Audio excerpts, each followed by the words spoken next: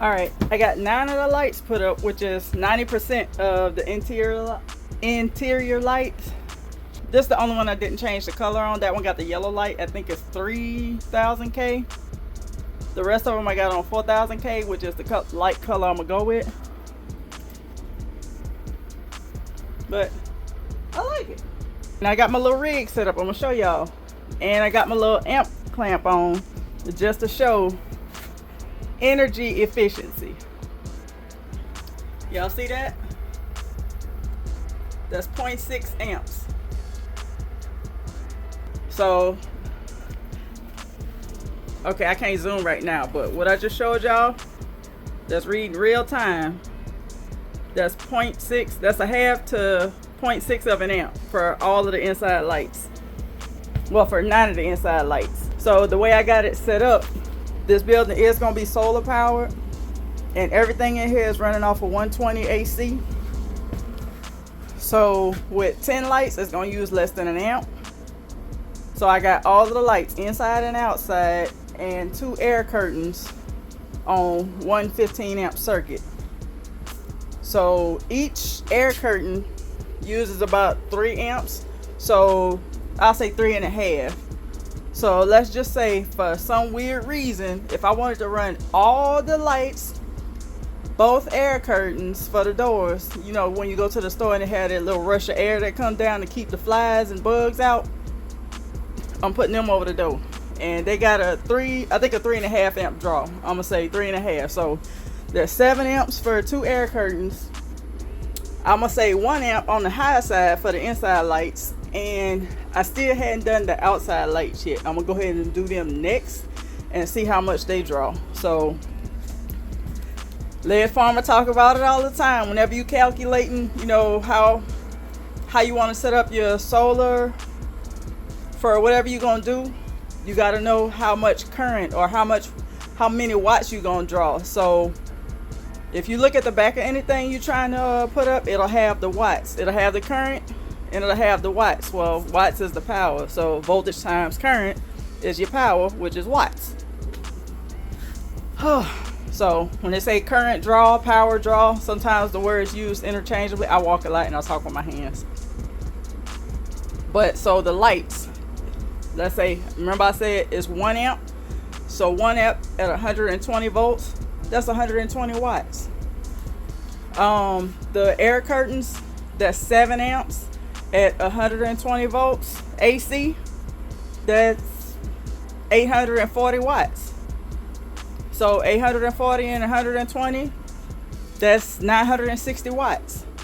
So when you start getting into kilowatts, that's almost a kilowatt. So when you start hearing watt hours, kilowatt hours, that's what them numbers mean. Because if you look at a heater, actually, let me see. Let me look at my shop vac. This is for informational purposes only, y'all. I'm looking for a tag that actually have the voltage, the current, and the watts for the math. I'm gonna use my little shop vac as an example. But 120 volts AC, that's the AC symbol. 10 amps, 60 hertz, because you know over here in America we use the 60 hertz system. You know, over in Europe they use 50 hertz. That's why you have to use like the plug with a different adapter. But our grid is 60 hertz, so we got 120 volts and 10 amps. You multiply that, that's where watts come in at. Now if you notice right here in Espanol, it's 11, so it's 1.1 kilowatt hours or 1100 kilowatt hours. Usually when you hear see 120, it's 110 or 120. So the 110 times the 10 will give you 1100. So that's just a little quick lesson on some electrical math. Grew up with the 9-volt battery, the little square where the boys used to lick the leaves just to see if they can make their tongue tingle. I was a tomboy, but I ain't do all that. So look at that. That's the power draw. So I had to make sure to pull them leads apart just so I can. You can't put it on the whole cord itself. You can't put it on the whole cord itself because in here you got the hot and the neutral, which cancels itself out because power is, you know, finding the path to whatever it's the load is and back to the neutral and then to ground. But that's why whenever you don't try to just go and wrap around any cable and try to get no amps. It ain't gonna work if the hot and the neutral both in there. You gotta have just the hot leg. See, just the hot leg. Now, if I was to wrap this around the hot and the neutral, then you already saw it'll zero out. So, so I think I'm gonna keep this set up for the lights. So I'm gonna go ahead and take the extension cord down. Well, I should be good keeping this set up for the lights until I start putting the sheetrock up. We'll see. Remember, safety checks. I ohmed it out first. So the 2 checks I did with ohming it out, because remember, ohming is checking for continuity. I checked hot to neutral, hot to ground, and neutral to ground. That way you make sure neither one of those are getting across each other. And then I checked end to end before I closed the loop. And what's feeding the loop is this is the last tie point before it gets to the light switch. So I actually just set that up in case I have any problems in the future.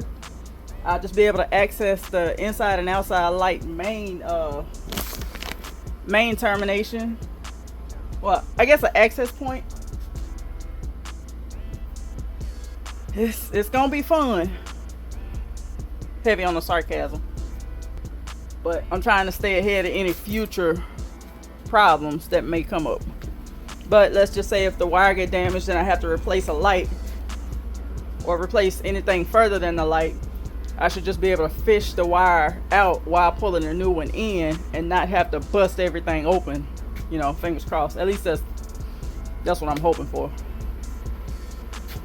But yeah, so the wiring for the lights, for the inside lights, is good, and I'm happy with it. So just want to let y'all know.